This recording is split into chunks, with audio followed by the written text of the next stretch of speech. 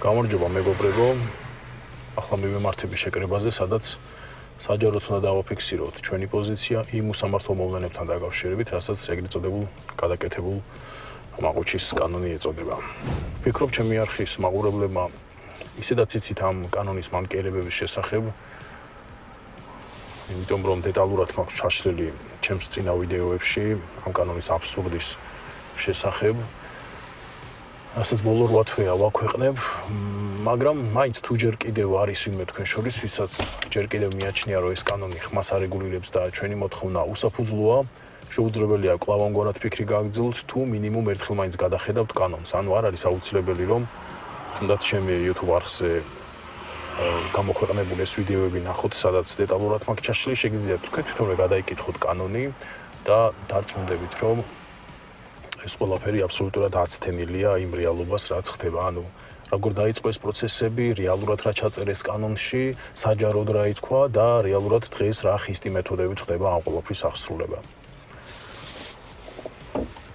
კანონი და დეტალური ახსნა უკვე როგორც გითხარით დევს ჩემ არხზე, ამიტომ აქ აღარ განმეორდები, უბრალოდ მარტივად და გასაგებენაზე ახსნი ჩემთვის რატომ არის ეს კანონი აბსურდული.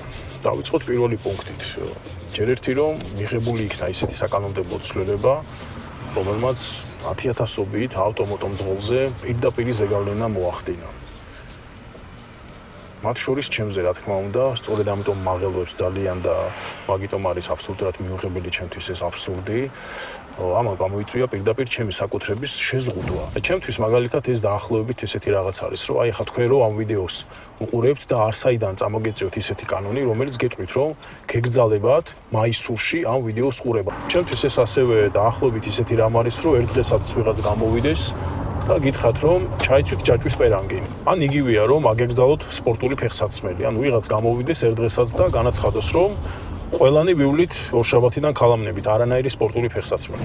რეალურად, აბსოლუტურად სხვა მიზეზი იყო ამ პრობლემის და ძალიან სხვანაირად მოხდა ამ ყველაფრის დამტკიცება და აღსრულება. მიზეზი იმისა, თუ რატო ვეწინააღმდეგებით ამ აბსურდს, ეს არის ის, რომ ცვლილებები შეიტანეს რეალურად იმ დასაბუთებით, რომ საგზაო მოძრაობის უსაფრთხოების ამაღლებას ემსახურებოდა ეს ყველაფერი. თუმცა რეალურად ხო ყველამ იცით, რომ ხმა იყო პრობლემა. სად გადაკეთებული მაყუჩის საგზაო უსაფრთხოების მოთხოვნებთან შესაბამისობა და სად ხმაური, ანუ დეციბელებში გაზომვადი მაჩვენებელი. თუ ხმის რეგულაცია იყო საჭირო, ხო ყველამ კარგად ვიცით, რომ დეციბელებით განისაზღვრება და არა კაპრიზით, რომ ასე კონკრეტულად აიღო, რომ დაუშვებელია გადაკეთებული მაყუჩი. ანუ გადაკეთებული მაყუჩი აპრიორი არ ნიშნავს დიდ ხმას. ეს ყველაფერი უნდა რეგულირდებოდეს დეციბელებით. ცალკე საკითხია, ვისთვის რა არის დაბალი და მაღალი ხმა. ეს საერთოდ ცალკე სალაპარაკოა და თუ მაინც და მაინც ვინმეს საგზაო მოძრაობის უსაფრთხოების ამაღლებაზე აქვს პრეტენზია, გარკვეული ხმა საჭიროა, რომ მოტოტრანსპორტს კონდეს და ამასაც აქვს თავისი მიზეზები. აბსოლუტურად წინააღმდეგობაშია საგზაო მოძრაობის უსაფრთხოების ამაღლებასთან, აი ეს ყველაფერი, რაც დასაბუთების ნაწილში იყო ნათქვამი. ანუ რეალურად რა ხდება, რომ ითქვა ერთი, დაიწერა მეორე და აღსრულებაში ხდება საერთოდ მესამე, ანუ ყველაფერი ერთმანეთთან შეუსაბამო არის ის, რაც დღეს ხდება. ახლა მესამე პუნქტზე გადავიდეთ, ეს არის აღსრულების რაღაც განსაკუთრებული და გასაოცარი აგრესია. ვფიქრობ, ყველას ნანახი გაქვთ ის განსაკუთრებულად გახმაურებული ვიდეოები, სადაც დიდი ენთუზიაზმით და მონდომებით ართმევენ ბაიკებს და კი ვერ ადასტურებენ, რომ გადაკეთებული გაქვს მაყუჩიო. ამაზე ექსპერტი დაადგენს. ანუ ზოგიერთი მათგანი საერთოდ უკვე მომზადებულ საექსპერტო დასკვნასაც არ იცნობა და ამ დროს ტრანსპორტი მაინც ექვემდებარება ჩამორთმევას. სულ რომ მართალი იყო, მაინც გართმევენ ტრანსპორტს, კარგავ დროს. ტრანსპორტის გარეშე ამ ქალაქში მოტოციკლის ამ შემთხვევაში გულისხმობ გარეშე, კი ყველამ კარგად ვიცით, როგორი კომფორტულიც არის გადაადგილება და ცალკე ხარჯი გრჩება ხარჯად და ცალკე რჩები მოტოციკლეთის გარეშე, სულ რომ მართალი იყო, მაინც კარგავ გარკვეულ დროს. იგი ქალაქში, სადაც მაშუქები შეიძლება ქონდეს გაუმართავი, დეფორმირებულ, გადაჭრილ, გადადუღებული ავტომობილით დადიოდე, ის არ ექვემდებარება ჩამორთმევას, თუნდაც გამონაბოლქვი ქონდეს და ჩვენ, რომელთაც გამართული ტრანსპორტით დავდივართ და მაინც ტრანსპორტის ჩამორთმევას ვექვემდებარებით. ახლა კი მეოთხე პუნქტზე გადავალ. 8 თვეა უკვე 15-ზე მეტი წერილი მაქვს მიწერილი საპატრულოში და ვითხოვ განმარტებას. განმარტებას ვითხოვ კონკრეტულად. რას ნიშნავს გადაკეთებული მაყუჩი?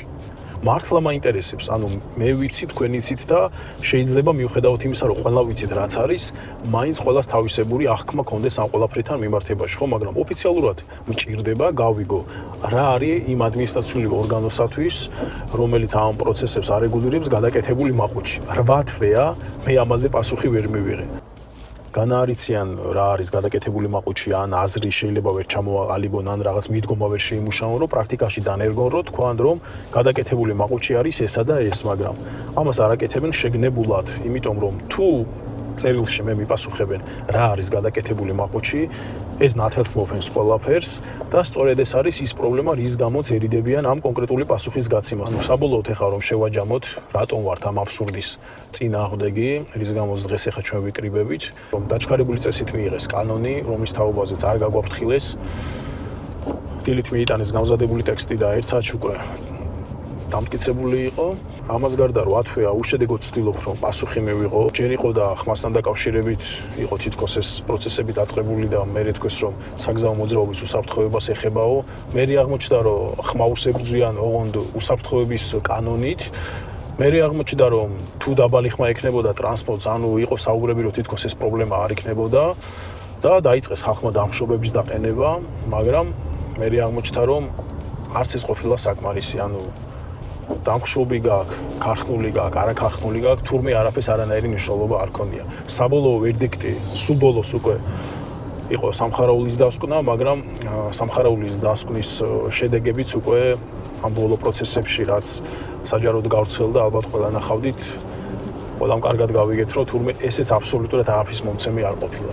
ეხლა ბიჭები უკვე მიდიან ხედა მოტოციკლეტებით და დარწმუნებული ვარ, ესენიც ჩვენი შეკრების მონაწილეები არიან. ბოლოს კიდე ისიც ითქვა, რომ თითქოს ახალი წრიდან შეიცვლებოდა ეს ყველაფერი და ესეც კარგად ვნახეთ, რომ აი დღეს უკვე მარტის თვე ლამის დასრულდა და არანაირი ცვლილება ამ მიმართულებით არ არის. ანუ გამოვიდა, რომ 8 თვე ისეთ სიტუაციაში ჩაგვაგდეს, რომ კაციშვილი პასუხს ვეგრძვემს და სრული ქაოსია, სადაც არც ხმას აქვს მნიშვნელობა, არც ქარხნულ, არაქარხნულ მაყუჩს აქვს მნიშვნელობა, არც სამხარაულის დასკვნას არ აქვს მნიშვნელობა, ხო და ეს ყველაფერი არის საბოლოო წერტილი იმისა, რამაც ჩვენი მოთმინების ფიალა აავსო.